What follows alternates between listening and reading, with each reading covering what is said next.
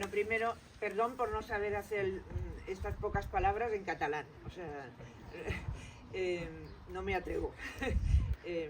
Lo primero, dar las gracias a la Miquel d'Antics Guerrillers y a todas las demás organizaciones por permitir que se pongan en valor de nuevo estas rutas, recuperar esta memoria histórica tan importante para nuestro país, de conocer su historia, esa historia que se ha escondido durante tantísimos años y que ahora poco a poco va saliendo a la luz. Esa lucha de esas personas que lo único que querían era mejorar la vida de todos los españoles, o sea, no solo era solo una ideología que les llevaba a permitirles hacer esos caminos tan difíciles, tener esa valentía de estar luchando, y sobre todo porque pensaban, como decía Raúl, pensaban que el régimen iba a caer muy pronto, sobre todo con el final de la Segunda Guerra Mundial.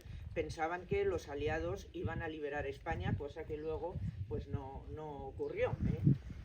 Simplemente eso. Muchísimas gracias por volver a sacar a la luz estas historias, estos hechos tan importantes.